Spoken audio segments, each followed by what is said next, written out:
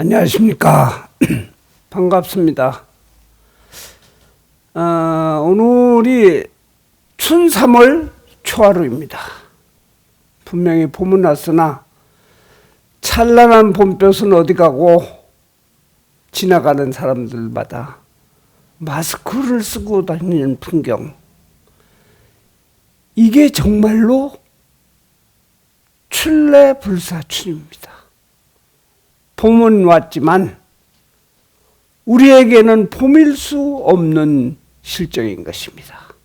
그래도 우리에게는 부처님이라는 튼튼한 귀인 백신이 있어갖고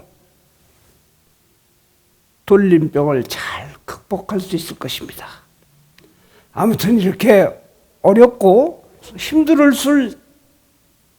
때일수록 좋은 인연들을 만나서 그 인연을 귀인으로 생각을 하고 잘 사는 방법에 대해서 오늘 귀인은 어떻게 대해서 만날 수 있는 것이냐에 대한 본문을 시작하려고 합니다. 제가 한 10여 년 전에 그 불교 정기 잡지 속에서 어떤 이야기가 있어서 그 이야기를 한번 얘기해 보겠습니다. 미국에 유명한 그 심리 상담가 콜신이라는 사람이 뉴욕 교도소에서 심리 상담관을 하고 있었을 때입니다. 어느 날 30대 초반의 재소자가 그를 찾아와 갖고 얘기를 하기에, 선생님, 저는 목요일 날 가석방 되기로 결정이 됐습니다. 근데 2년 전에 선생님의 상담이 너무너무 고마웠었던 것입니다. 저는 그 상담 덕분에 고등학교 과정도 이수하고 기술도 배워갖고 이제 출소한 후 성공적인 새 삶을 살 수 있다는 확신을 갖게 되었습니다. 너무 감사합니다. 이 정도의 감명적인 상담이었다면은 이 상담관인 콜신이도 당연히 기억해야 하고는 도저히 기억이 나는 것이 아닙니다. 그래서 그 가석방 출사자의 기록을 자세히 살펴본 즉 그에게 해준 것이라는 것은 단 IQ 검사 해준 것 외에는 별다른 것이 없었습니다. 해서 오히려 반대로 이 상담관이 물어보죠. 제가 상담해 준 것이 맞습니까? 하고 묻습니다. 그러자 틀림없습니다. 제 인생을 바꾸어놓은 그 말을 저는 확실히 기억을 합니다. 저는 그때 앞날에 대해서 정말 많은 고민을 할 때였습니다. 그러자 이 상담관도 죄송한 얘기지만 그것이 무엇이죠? 하고 묻습니다. 선생님은 저보러 IQ가 높다고 말씀을 하셨습니다. 자, 단지 심리검사용 테스트 결과를 말한 것뿐인데 그 재소자는 큰 영향을 받아 그의 인생을 바꾸기 시작한 시발점이 된 것입니다. 그에게는 분명 이 심리 상담관이 귀인인 것입니다. 바로 IQ가 높다는 말 한마디 해준 곳에 이 사람의 인생이 바뀌기 시작한 것입니다. 소승은 저는 신행 상담을 또 인생 상담을 많이 하는 스님으로 어느 때 어느 방향에서 어떤 귀인을 만날 수 있다고 제가 말씀을 드리면은 대부분의 사람들은 굉장히 좋아하고 희망과 기대를 갖고 그 시점을 기다리게 됩니다. 그거는 이런 이야기나 상담에서만 이루어지는 것이 아니라 우리가 잘 알고 있는 동화 속에서도 이런 귀인이 많이 나옵니다. 신데렐라는 요정이 나타나 무도에 참석할 수 있는 옷, 구두, 마차를 제공하고 그것보다 더 큰 왕자까지 만나서 결혼까지 해서 신분 상승과 부를 따르고, 우리나라 이야기로 보면은 공주에게는 두꺼비가 나타나서 물 길어주고 밥 갈아주고 또 고을 사또까지 나타나서 공주를 도와주죠. 요정, 두꺼비, 왕자, 사또 등 이 모든 것이 전부 귀인인 것입니다. 그러나 동화나 전설 속에 있는 이야기뿐만이 아닌 것입니다. 우리가 집에서 보는 TV 드라마나 또 영화관에서 보는 영화에도 거의 이 귀인에 대한 얘기는 필수적으로 나타납니다. 보는 사람으로 하여금 대리만족의 충족을 위해서인 것입니다. 어쩌면 이런 이야기들은 인생이란 운만 좋으면 단번에 역전되는 것이라는 헛된 꿈을 부풀려 놓을 수가 있는 것입니다. 제가 10몇 년 전쯤이나 될 때 강원도 홍천을 지나가는데 길가에 있는 모텔 이름이, 모텔 간판에 뭐라고 적혀 있느냐면 모텔 이름이 인생역전입니다. 내가 그 간판을 본 적이 있는데 참으로 의미가 많구나. 저 모텔에 가서 사면은 인생 역전이 일어나는 것 같은데 하고 헛웃음을 지은 기억이 납니다. 자, 여러분들, 그러나 자세히 들여다보면은 귀인은 절대로 그냥 찾아오는 것이 아닙니다. 귀인은 준비가 된 사람에게만 오는 것입니다. 드라마나 영화에서도 준비가 안 되고 게으르고 얕은 꾀에만 능한 악인에게는 절대로 귀인이 찾아오지 않습니다. 또 준비하지 않은 사람에게는 귀인이 와도 모르고 그냥 지나갑니다. 기회를 놓치는 것이죠. 과거에는 무슨 얘기가 있었냐면 인생에 3번의 기회가 있다는 이야기가 있었습니다. 하지만 요즘 같은 디지털 시대, 속도전의 시대에는 이 기회는 수없이 많이 왔다 갔다 사라지는 시대이기도 합니다. 불자 여러분, 오늘 이 영상 법회를 보시는 시청자 여러분, 우리는 경전을 읽다가 보면은 부처님을 만나는 사람마다 부처님은 그에게 전부 귀인이 되셨습니다. 만나는 사람마다 감동을 주며 깨달음의 길을 알려주신 것이었습니다. 중암경 근본 분별품에 나오는 재미난 이야기를 하나 들려드릴까 합니다. 부처님이 여기저기 돌아다니시며 다니시며 세상을 살펴보실 즈음 왕사성에 있는 질그릇 만드는 집에 가서 가마 옆에 있는 방에 묵게 되었습니다. 그 방에 턱 들어가서 보니까 먼저 와서 방에 묵고 있던 비구 스님이 있었어요. 그래서 그 스님에게 양해를 구하고 함께 머물렀습니다. 부처님은 밤이 깊도록 가부좌를 다 가지고 선정에 들어있는데 가만히 보니까 그 옆에 비구도 또한 선정에 들고 있는 것입니다. 이를 본 부처님은 갸륵한 마음이 일어나서 비구에게 묻습니다.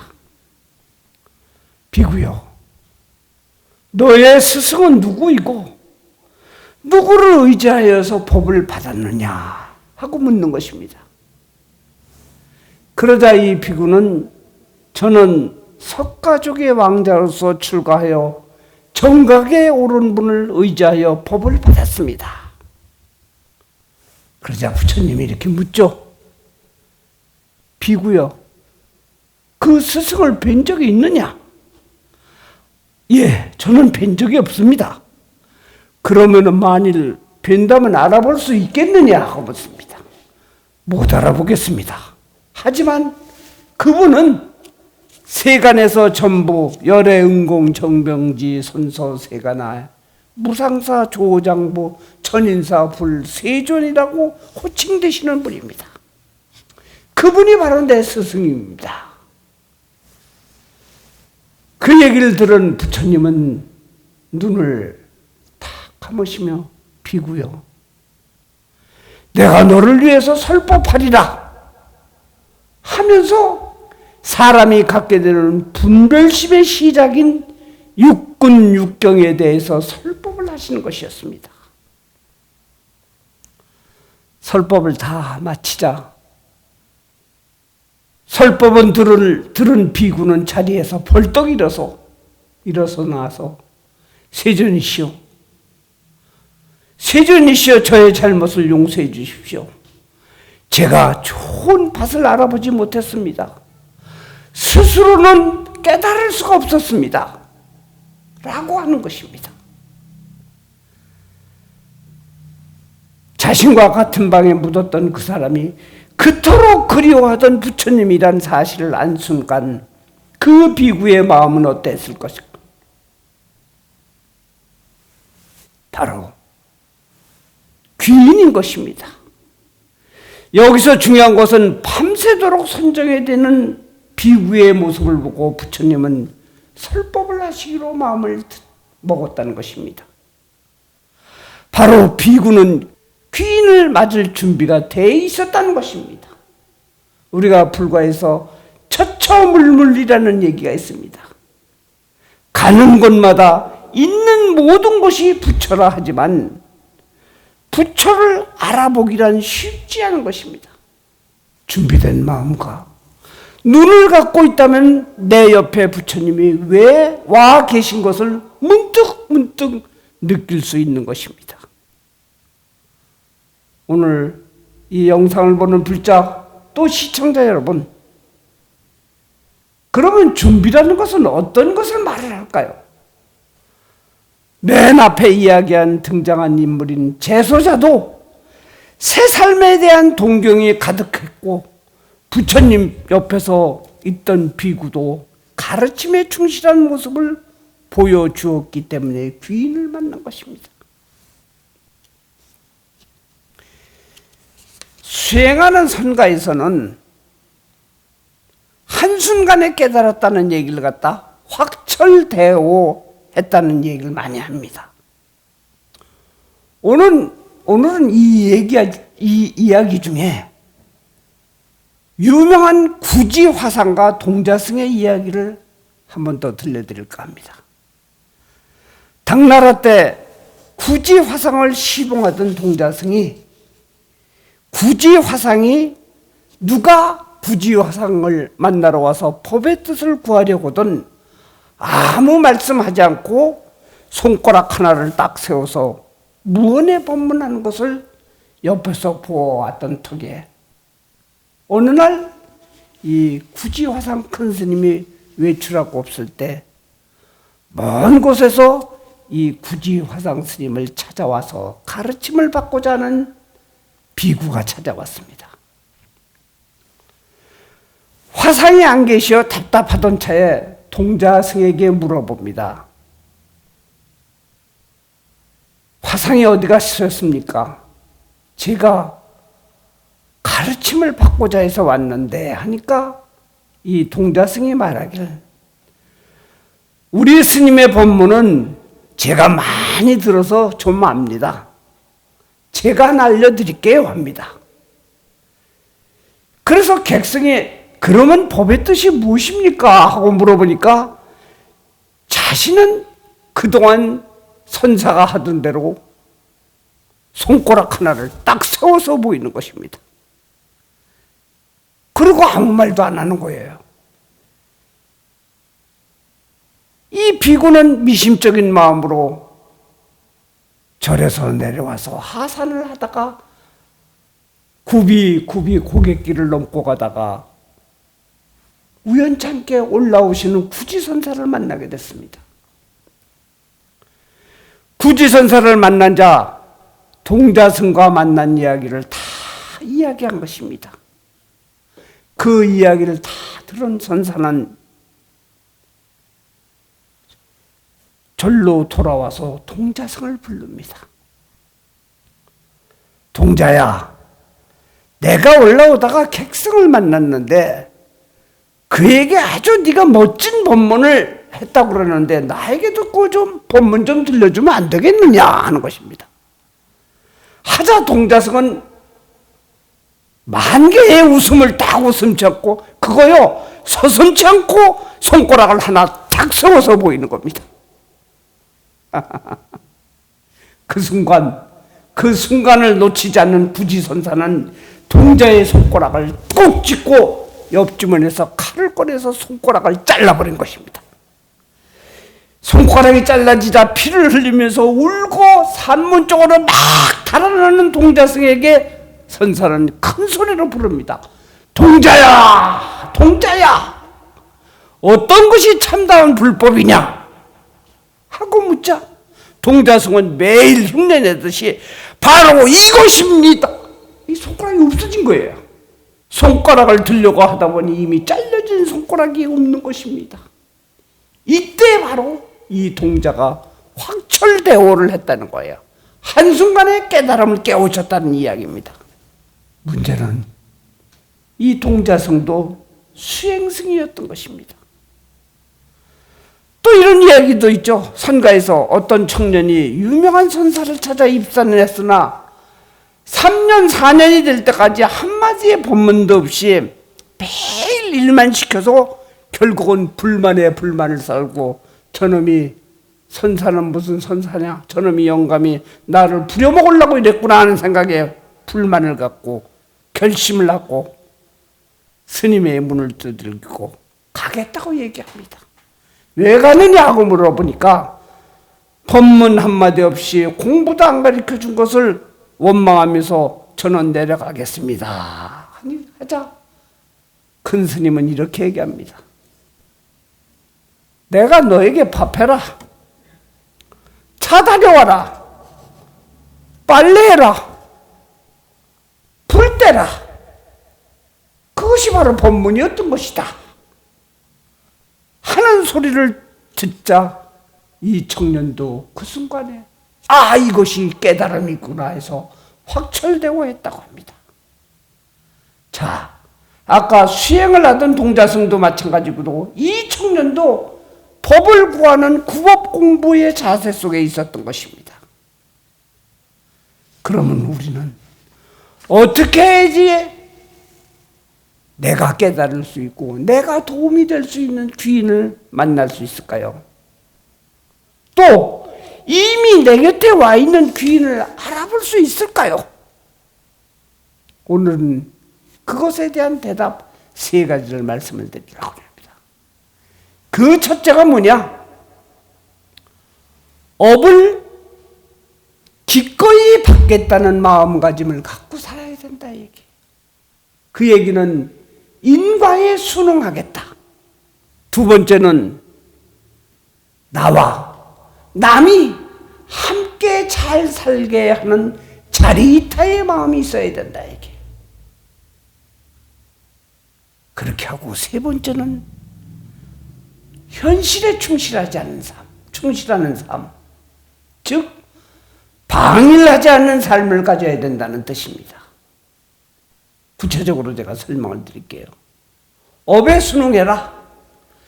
지금의 삶이 힘들고 괴롭더라도 기꺼이 받겠다는 마음의 자세라면은 업장이 녹습니다.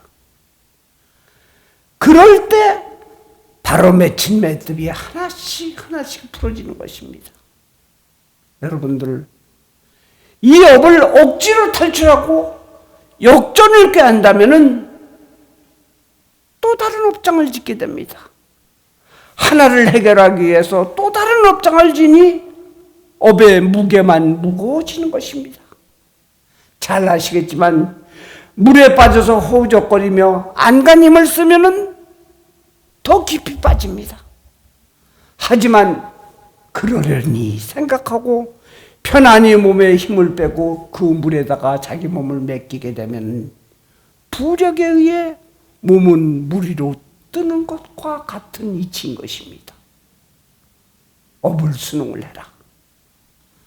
둘째, 나와 남을 함께 이롭게 하는 자리이타의 실행은 바로 보시하는 삶입니다. 이 보시하는 삶에 대해서는 제가 음력 2월달 영상본문에서 충분히 설명했으니 참고 바랍니다. 셋째는 현실에 충실하는 방일하지 않는 삶이 꼭 필요합니다. 이 3가지가 귀인을 만나는 핵심인 것입니다.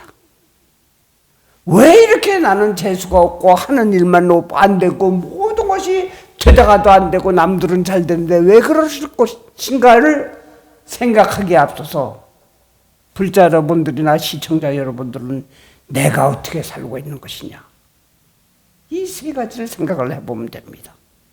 그 중에 가장 충실한 것이 이 방일하지 않는 삶입니다. 오래전 불교 신문에서 본 스님들 법문 속에서 미국의 골드러시에 대한 얘기가 있었습니다. 19세기 중요한 미국에서 골드러시라고 해갖고 금을 캐는 붐이 일어난 적이 있었습니다.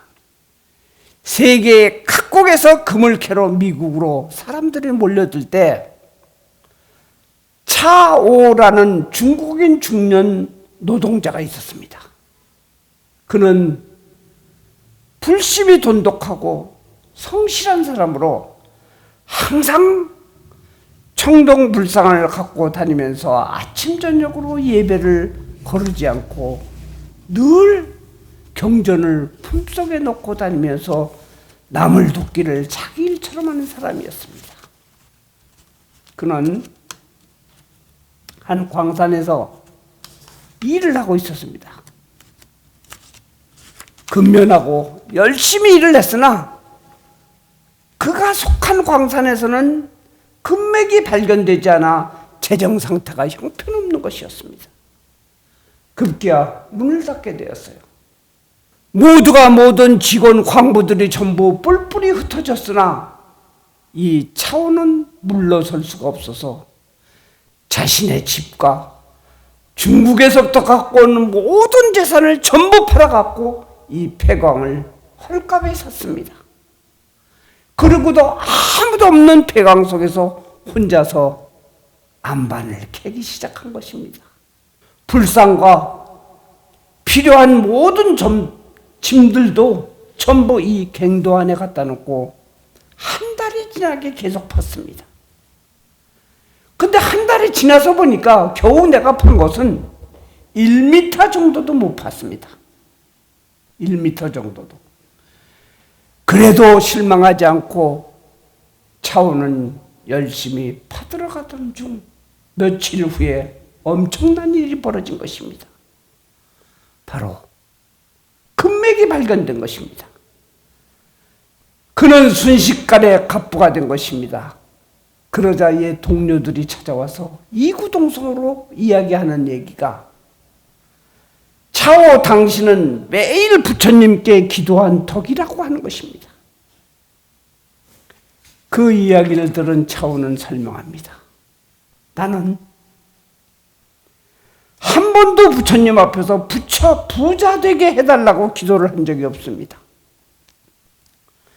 다만 어려워서 포기하고 싶을 때 부처님이 6년간 고행을 하시며 깨달음을 위해 인내하고 정진하는 모습을 떠오르며 지금의 이 고생도 나의 업이라고 생각하고 반드시 열심히 일을 해서 나와 남에게 이로운 일을 하기 위한 방일하지 않는 의지를 기원했을 따름입니다. 재미납니다. 돈이 많던 광산주는 1m를 참지 못해 포기하고 차오는 노력했기 때문에 행운을 얻은 것입니다. 이렇게 본다면 행운도 귀운도 귀인도 다 열심히 하는 사람에게 돌아가는 것입니다. 끝으로 제가 오늘 법문하면서 오늘 귀인이라는 법문을 하면서 생각나는 사건이 하나 벌어진 것이 있습니다. 지난 2월 달에 우리나라 영화 기생충이 상상치도 못했던 아카데미 작품상을 받았습니다. 여기에 감독인 봉준호 감독이 미국에서 귀인을 만나서 상을 받은 것이 아닙니다. 어떤 분들은 귀인을 여러 심사하시는 귀인을 만났을 것이라고 생각을 하는데 그것은 아니에요. 현대인의 빈부간에 일어나는 내적인 심리적인 성향을 묘사했기 때문입니다. 이 영화의 내용이 바로 앞에서 이야기한 준비가 되지 않고 얕은 꾀로 귀인을 만들어서 손쉽게 행운을 얻으려다가 자기뿐 아니라 자기 가족 전체가 쉽게 사는 방법을 택하다가 파멸을 맞는 내용이기 때문입니다. 그러한 시대적인 상을 표현했기 때문에 엄청난 아카데미 작품상이라는 상을 받게 된 것입니다. 앞에 이야기한 차후의 방일하지 않는 삶과 참으로 대조적인 것입니다.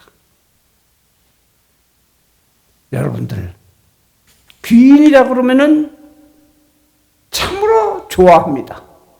귀인이라는 정의는 우선적으로 정신적, 물질적으로 자신에게 도움을 되는 사람을 뜻합니다. 또 귀인은 두 가지 경우가 있다는 것을 잊어버리면 안 됩니다. 하나는 어느 날 백마를 탄 왕자처럼 혜성처럼 나타난 경우, 또 하나는 이미 가까이 있는 사람을 모르고 있던 경우입니다. 우리는 흔히 예상치 못한 행운과 귀인을 기다리지만 사실은 가까이 있는 나의 배우자, 부모, 친구, 친지 등이 누구 못지않은 귀인이라는 것을 모르고 살고 있었던 경우가 많습니다. 여러분들, 이 본문을 듣고 나서 지금 이미 와 있는 귀인이 누구인가를 한 번쯤 되돌이켜 볼 필요가 있습니다. 여하간 우리 앞에 이야기한 세 가지의 삶, 업장을 닦고 순응하고 자리타에 익숙한 삶, 방일하지 않고 현실에 충실한 삶, 이것을 실천한다면 분명히 인생 역전, 또 미처 몰랐던 가까이 있는 소중한 귀인의 손을 잡고 기쁨을 찾게 될 것입니다. 오늘 여러분들에게 귀인에 대한 본문을 간단히 말씀드렸습니다. 돌림병이 돌아서 여러 가지 힘들지만서도 제가 서두에서 얘기했듯이 우리에게는 부처님 백신이 있습니다. 이 부처님 백신으로 모두 다 이 어려움을 이겨나가기를 간절히 바라며 본문 마치겠습니다. 감사합니다. 시바항삼세제망 중중노인 삼보자존 불사하자비 하슬랑감상리 공독해 양삼처 시롬만 내지 시사바세계 차산천하 남선부조 동양 태안민구 서울 농구 국릉삼동 388-45 불암산하 병원사 청정 수월제도라 금일 경자년 3월 초하루 법배 동참 헌공 바하론 제자들은 경기도 고양시 일산 서구 하이파크 아파트의 건면 무술생관 창육과 그의 가족 강정인 권순재 권지혜 정세호 김민성동 각각 등보채 경기도 화성시 동탄 순환대로 20기 1회 건강 펜타리움 4차 아파트의 건명 병신년 방송구와 그의 가족 정미애 왕수민 황나경 신인성 신내든 신내나 등 각각 등부채 중랑구 중활동안 신아파트의 건명김혜생 차이나와 그의 가족 정지원 정내역도 그의 가족 등 모두 일체 각각 등부채 마포 공덕동 삼성 레미안구도 공덕 2차 아파트의 건명 이민생 이기혁과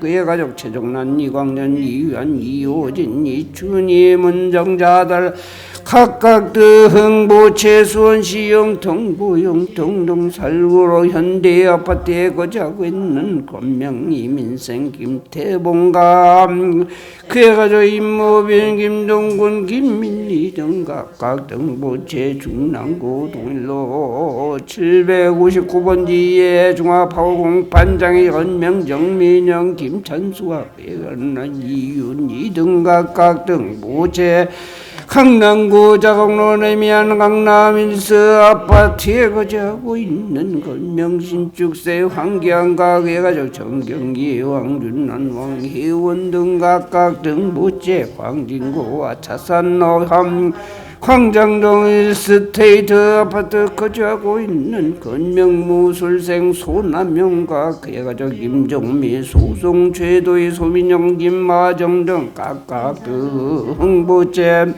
토봉구 마들로의 대상타운 현대 아파트에 거주하고 있는 건명계산의 홍영표와 그의 가족 김종년 홍상은 홍주현 등 각각 등보채 중랑구 상봉일동 임창빌라라동 401호에 거주하고 있는 건명물사년 이정수와 정경훈 이종환 이종규 오무야 정부장 등 각각 등부채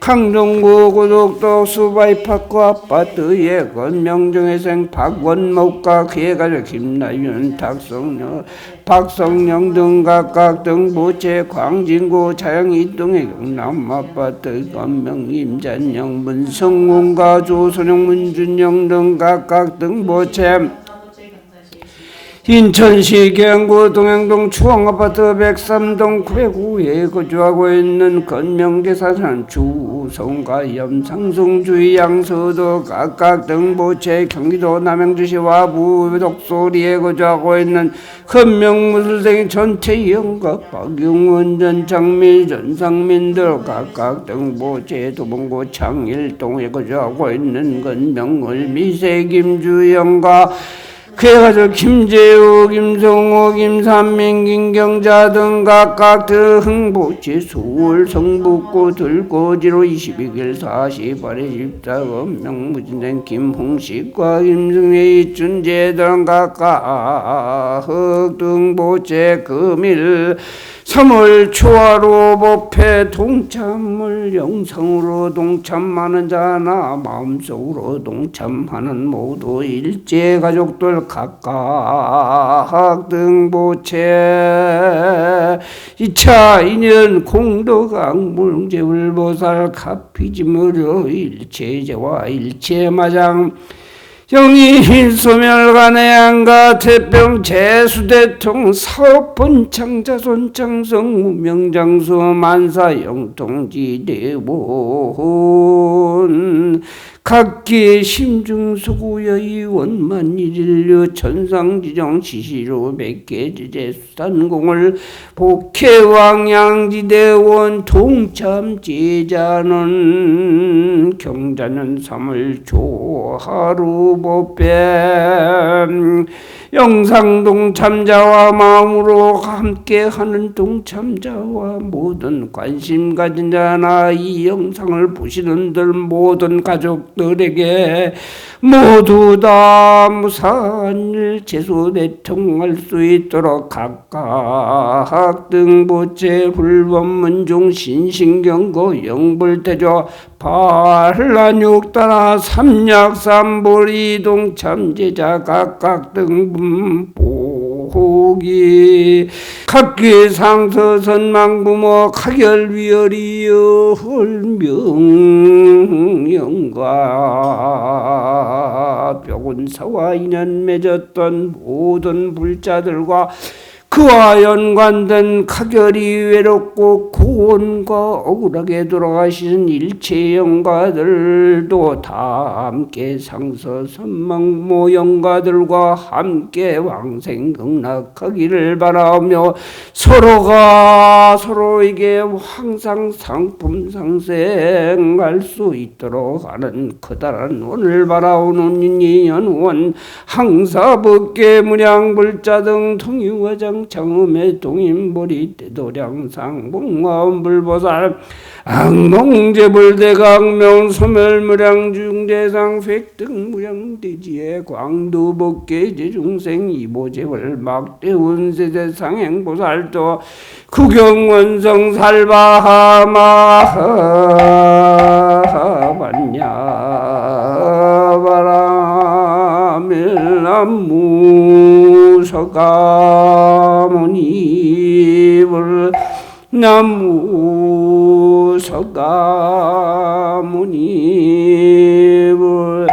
나무샤 본사 석가모니불